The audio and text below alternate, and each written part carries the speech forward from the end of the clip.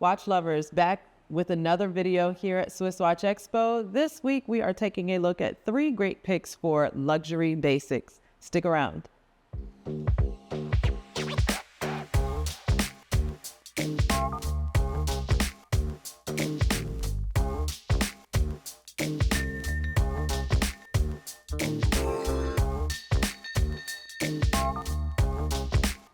Welcome back to Swiss Watch Expo. This is Angel, and this week we're taking a look at my 3 picks for luxury basics. So when we are starting to develop our watch collections, we may have some things like, some classics with Omega and Breitling and things of that nature. But when you're ready to move into some of those really prestigious brands such as Patek Philippe and so forth, we have some really great options for luxury basics that will get you into that category and get your collection that much more well-rounded. So let's take a look at a Vacheron Constantin, a Patek Philippe, and of course an Audemars Piguet. Let's get right into it. So first up, we will take a look at this absolutely stunning Vacheron Constantin Patrimony Grand Taille. Now, when you think of the word patrimony, that really means something that is passed down from either a father or a male in your family, so a generational piece, and that is such a great name for this collection.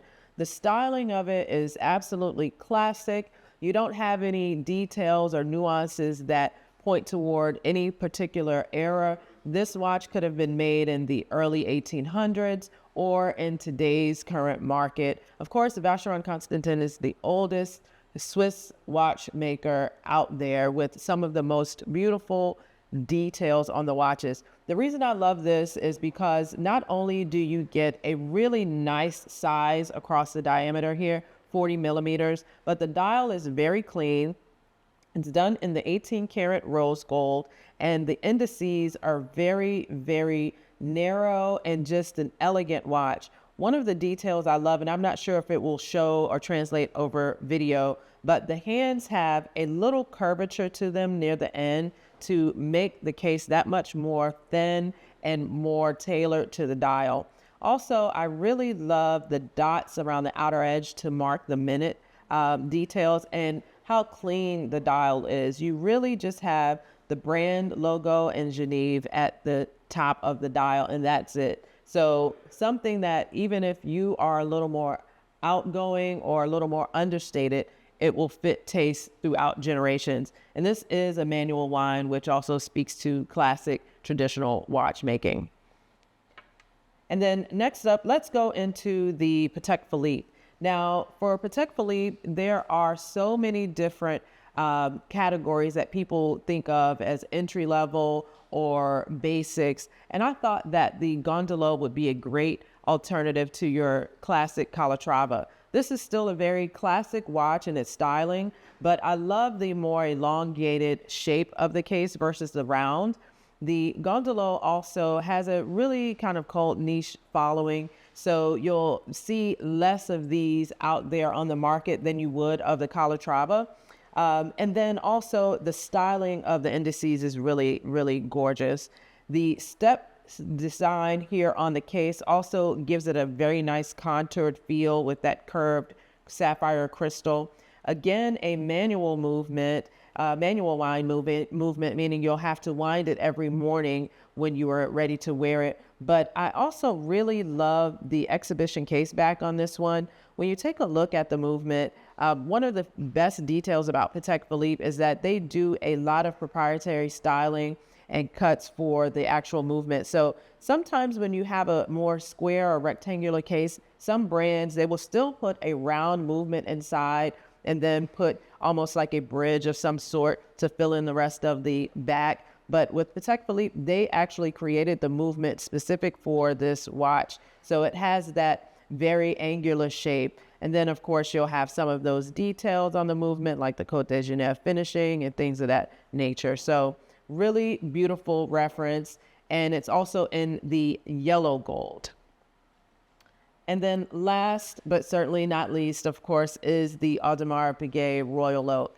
Now, who doesn't want a Royal Oak in their collection? I mean, it's one of those outstanding pieces that gives you a mix of luxury and sport. with that satin finish case, it really lends itself to a lot of different types of environments and activities. Gerald Genta design, so you do have some history behind the watch there, something that's a great speaking point when you receive compliments on this piece. I love that beautiful white against the stainless steel. And the reason I chose this specific one is, of course, you have a rose gold, a yellow gold, and a stainless steel. So you'll have all three metals, but this is also the extra thin case, which is very, very nice detail. It helps it to contour that much more to the wrist with that integrated bracelet. And then the detailing on the back with the, again, the exhibition case back.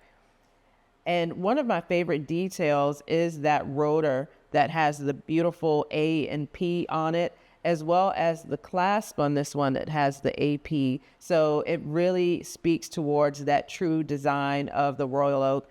A more recent reference as far as the design aesthetic with some of those details with the open case back, things of that nature. This is also an automatic movement. So you'll have a couple manual winds in your collection and then an automatic movement. Biggest difference being the automatic movement will have about a 2-day power reserve versus the first two we looked at. You will need to manually wind, which is nice. I feel like that gives you some extra time to spend looking at the beauty of the watches. But 3 really great luxury basics that will take you across different environments, different elements, work, play, everything like that. So let us know down in the comments some of your favorite luxury basics and what you're looking to add to your collection. This is Angel again here at Swiss Watch Expo, and we look forward to seeing you next week.